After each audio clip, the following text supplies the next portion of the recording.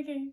Hi, this is Emma Knudsen. I'm going to be pitching you a couple story ideas that I had in mind. I hope you like them. These are all the same genre. I'd say they're all fantasy and a little bit of mystery. And I'd say it's more fantasy. I wouldn't say it's got just like a little bit of mystery. So again, my name is Emma Knudsen. These are going to be more fantasy oriented. And let's start off with the first one, right? Okay, pitch one is called Eve of the Hidden City. And so for the logline is, be careful what and who you listen to. Things left a mystery have a reason. When a trio of tweens discover a long-forgotten city beneath the sea, they must fight to keep this legend from resurfacing before it consumes the world in the eternal abyss of the sea and its secrets. So it's definitely a lot more mystery-oriented, but also a little bit more fantasy-oriented, which we'll get into. So, alrighty. So, it starts off with, while strolling through her local creek beds, Marcy discovers a tiny ring abandoned amidst the running waters. Everything about this ring seems to be not out of the ordinary, only for the fact that every time she touches it, she hears a distant screaming, almost as if it's in danger. Marcy thinks, this must be normal, right? I mean, after all, she is a mermaid, and, at that, a recently transformed one by her close friend Corinne, who's more of a seasoned mermaid, yet still learning the intricacies of being a mermaid, just as Marcy is. Both Marcy and Corinne are just as perplexed as to why they are both hearing these distant screams, yet her friend Carson, who is a very close friend who kind of makes sure that they're both okay, he can't even hear a thing. Just the confidant that he is, knowing that they're both mermaids, he thinks that there's something very special about this ring. After realizing the scream intensifies once they get near the ocean, the trio sets out on an adventure to see where the ring comes from and to get some answers. Marcy and Corinne are just as curious, while Corinne is having second thoughts. So, as the trio reaches the deepest part of the ocean on their little fishing boat, the screaming becomes unbearable as the clouds and waves thunder and crash, and the sea begins to spiral into fantastical proportions, and the trio are pulled into its grasps and sunken into the sea. All is quiet. The screaming has stopped, and the three are drenched and discombobulated in the darkness, just wondering where they are. So, suddenly, from a distance, they hear the sound of waterfalls and the echoes of their voices as Marcy, Corinne, and Carson wonder where this ring has taken them. They stare in awe before them as they see an astonishing sight of the city, breathtaking yet abandoned, or so they thought before they spot a singular person, a girl, staring at them from the side in astonishment. Eve, as she calls herself, welcomes the trio with open arms and full of hope and knowledge of why the three are there. The city begins to spew life as the people of the city are welcomed by the trio.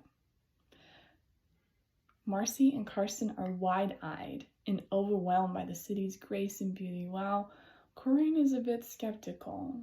Something seems to be off about this place. An abandoned city and overbearing people with their strange behavior. Marcy and Corinne's lack of mermaid magic in this city, since right as they got there, as they were drenched, there was no tail. That would have been odd.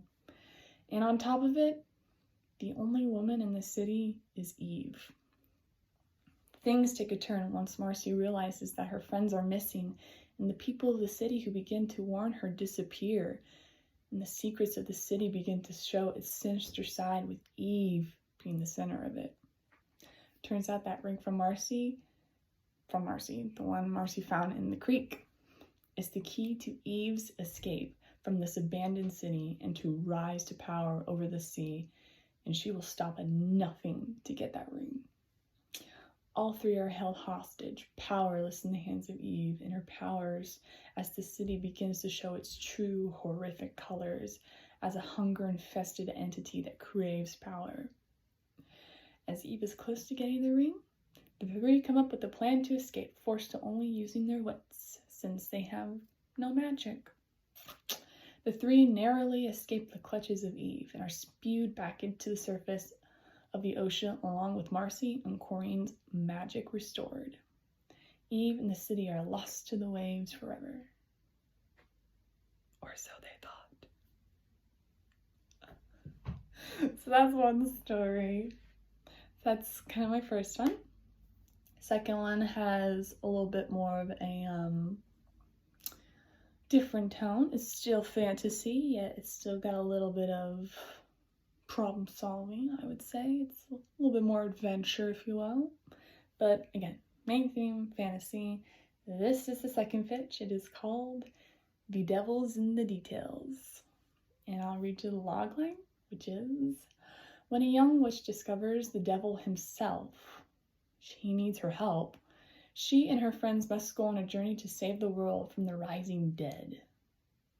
And so it's kind of like fun stuff. I don't know. It's kind of like accumulation of other things. So back to the story. So it was another Tuesday for Bridge and Alex. They made the usual stop at their favorite market festival in California for Alex's herbal shop, both looking forward to their local town's ball in Salem, Oregon. Just before Bridge, a young witch looking to learn more about her recently discovered powers is getting ready to take her and Alex, a friend that she made in Salem, back home to Salem. Bridge bumps into a young man who is curious as to where she got her spell book, which is something Bridge carries with her everywhere in her bag. And as the two head home after parting ways with this stranger, Bridge can't help but be perplexed by this man. Like, why was he so interested in my spell book? And most of all, why did I feel like I was under some kind of trance when talking to him? Come to the next day, as Bridge is helping manage Alex's shop, the customer who came into the store next was the same man from yesterday. Bridge knew there was something fishy about this man, but by the time she realized it, she was in the trance again, helpless and being forced to come with this man with the only means of wanting to have a little chat. In the nick of time, Alex comes down and shuts down the man's intentions as he flees. Now, more so than ever, they needed to find out who this man was and stop him from whatever malice intent he had for Bridge. The only evidence would be seen or told was that he was going to the ball. As the two get ready for the ball, ready to find this mysterious man, Bridge stumbles upon a part of the book in regards to Lucifer and his connection to witches. The two must prepare to face one of their biggest challenges they ever faced, the devil himself. As the two are looking for him at the ball, Lucifer outsmarts the two and finally has Bridge in her grasp, but not the way she expected it. Instead of what they thought to be were evil intentions, turned out to be desperate pleas of help.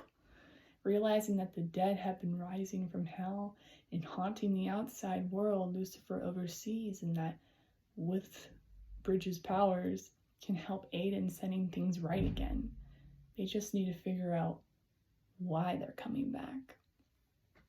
Along with Bridge and her familiar Meow, her friend Alex, and her new ally, Lucifer, they go on an adventure finding both creatures and humans of fantastical proportions, meeting unexpected people and situations along the way in order to save the world from the chaos of the rising dead.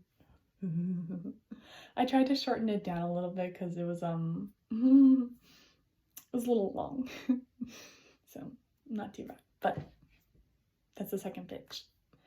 A little shorter because I gotta keep it under 2 pages. Pitch 3 is called Stripped to the Bone. And this is kind of a connection to the same Bridge and Alex story. Still fantastical. I'm giving you the pitches that I was thinking about in my kind of story, because I really hope to make like a series, but I want to give you like the ones, the episodes that I've been thinking about recently and the ones that stick out to me. So this is this one. The logline for Stripped to the Bone. A young witch must solve another problem within her local town. How to stop a siren from getting away with murder. So, Alex has been smelling something quite odd within the town. The smell of a rotten baby powder. And every time she brings it up with her witchy friend, Bridge, she just blames it on her mermaid nose. I mean, again, after all, she is a mermaid, a newly mermaid at that, and one of Alex's key traits, after being a mermaid, is her heightened smell. Yet, something was off about this particular smell. Alex knew that this was the smell of humans, yet the rotten undertone was a bit concerning. Her concerns would soon be validated as she stumbles upon a particular place where the rancid smell was coming from. Dead bodies from one of the nicest looking houses in the local town. Monster business was afoot, and both Bridge and Alex knew they had another problem to solve. So, after doing some digging, they soon realized the owner of the house was the owner of the strip club in which a young woman saw over. Alex, realizing this was no ordinary woman, but a sneaky siren who has been feeding on the men that come into the strip club and getting away with murder. Both Bridge and Alex must use their skills and powers to stop this siren in its tracks without revealing the true nature of who she really is, in keeping to the code of the legend. Those are my 3 pitches. Again, my name is Emma Knudsen. My genre is fantasy, and I hope you enjoyed that. Sorry about the face, it's a little